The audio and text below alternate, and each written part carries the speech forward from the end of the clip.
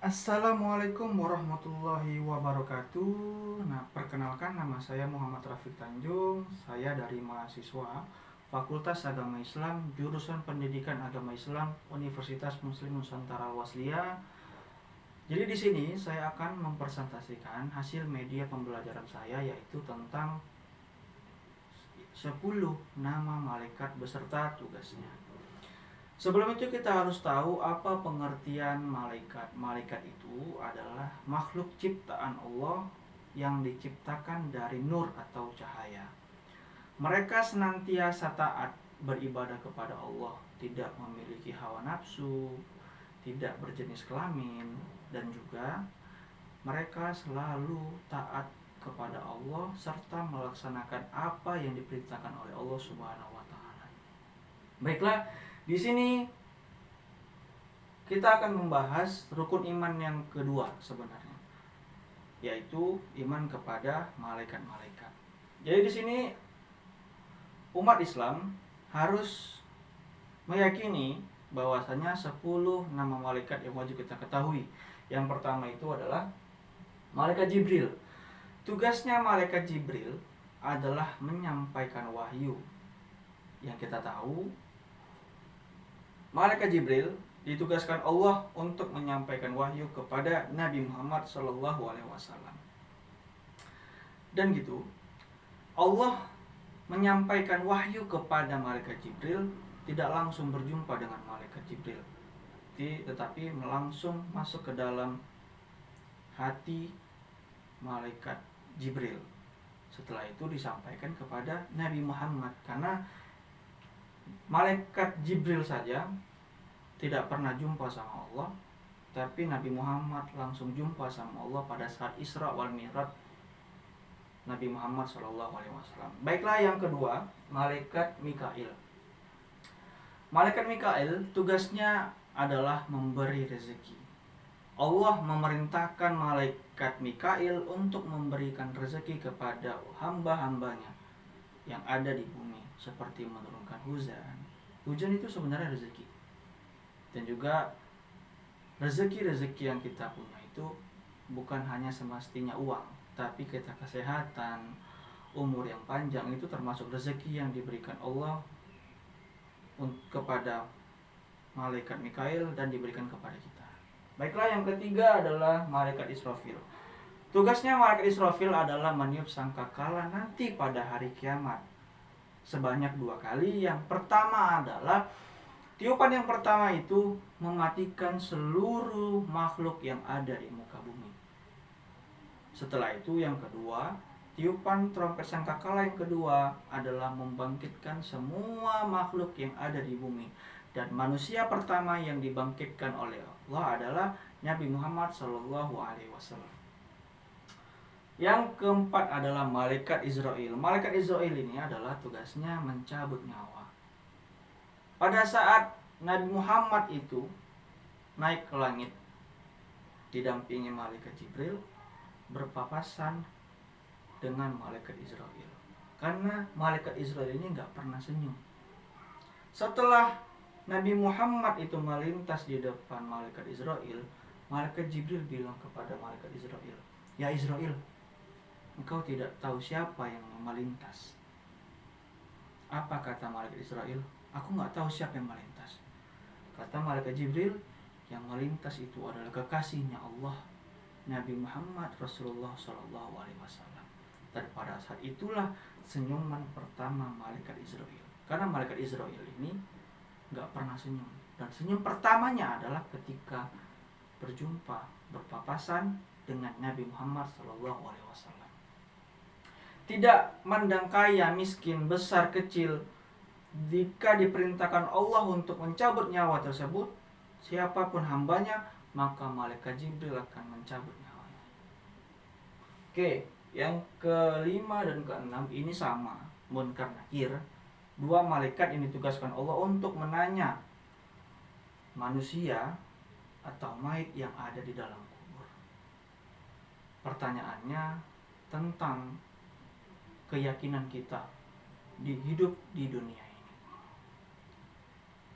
Di dalam kisah riwayat, 7 langkah pulang arah ziarah, orang ziarah 7 langkah.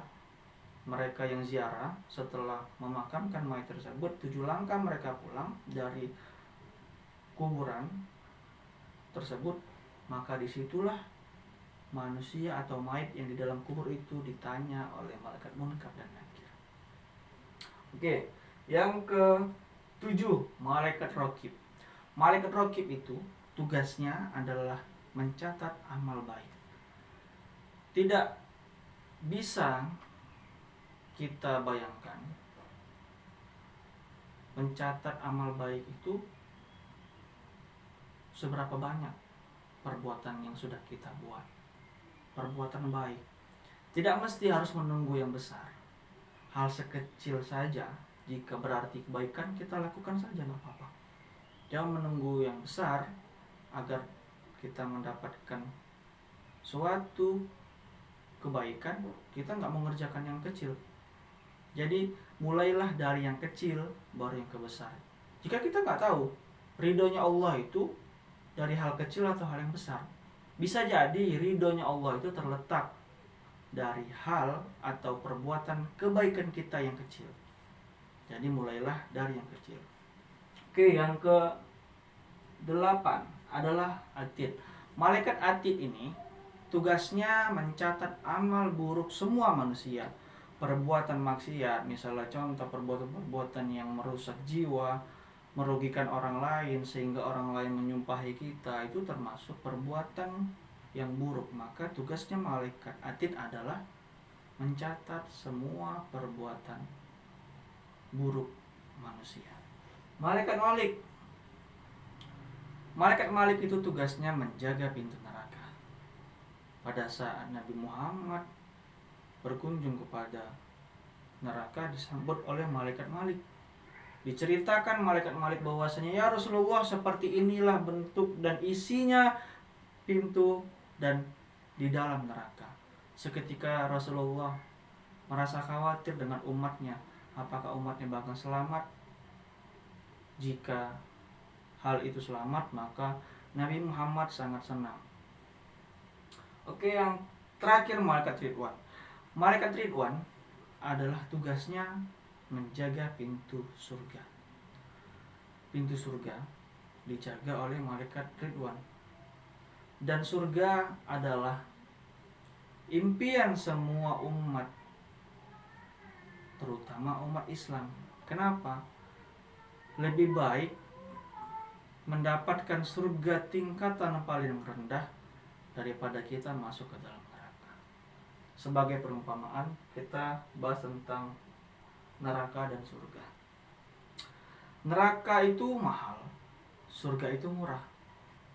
Apa itu contohnya dan mengapa? Sholat itu gratis, ya kan? Puasa itu gratis. Semuanya untuk mendapatkan surga gratis. Tapi kalau neraka mahal, ya kan? Minuman keras bayar, kita narkoba bayar, melakukan sesuatu yang merusakkan kita bayar, dan maaf cakapnya berzina juga bayar. Itu kan neraka itu mahal. Tapi kenapa orang tidak mau memilih surga padahal surga itu gratis? Dikarenakan manusia belum tahu sebenarnya apa isi neraka. Jika seandainya 1 detik saja dibukakan Allah isi neraka yang sesungguhnya, maka subuh, zuhur, asar, maghrib, isya mereka sholat berjamaah, manusia-manusia yang ada di muka bumi tanpa terkecuali. Jadi kenapa Allah merahasiakan semuanya? Agar apa yang kita lakukan itu menjadi bekal nanti di akhirat. Seperti sholat, puasa, zakat, haji, itu sebenarnya tabungan buat kita. Kita di sini adalah perantauan yang membutuhkan bekal agar bisa mendapatkan bekal kita nanti di padang mahsyar atau di akhirat. Kita tidak ada apa-apanya. Allah lah maharaja dari semua raja yang ada di bumi. Maka dari itu kita wajib percayai Allah dan malaikat Apapun yang kita lakukan di dunia ini semua diawasi oleh Allah Subhanahu wa taala, terutama yang tadi malaikat raqib dan atid. Perbuatan baik dan buruk itu akan ditampilkan di padang mahsyar.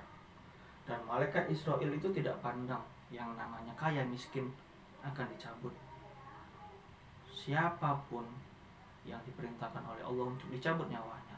Dan juga malaikat Mikail memberi rezeki. Semua yang kita miliki itu rezeki dari Allah. Jadi jika kita diberikan rezeki sama Allah, sisipkan sebagian harta untuk orang yang membutuhkan, karena di situ adalah sebagian ada hak fakir miskin yang memang berhak untuk menerima rezeki dari kita. Rezeki itu hanya titipan. Jadi kesimpulannya adalah kita wajib mempercayai 10 malaikat beserta tugasnya. Apapun ceritanya, kehidupan ini bakal diawasi sampai hari kiamat.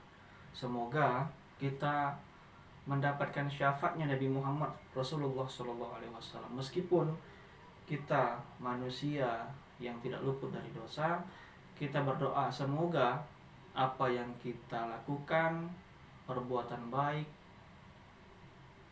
dicatat dan diterima oleh Allah Subhanahu wa taala. Jika ada perbuatan-perbuatan dosa, Allah mengampuninya dan kita masuk ke dalam surga bersama Nabi Muhammad Rasulullah SAW.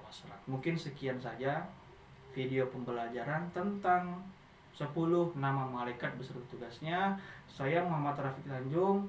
Mohon maaf atas kesalahan kata ataupun penyampaian yang kurang sempurna. Saya mohon maaf. Lebih dan kurang, Assalamualaikum warahmatullahi wabarakatuh.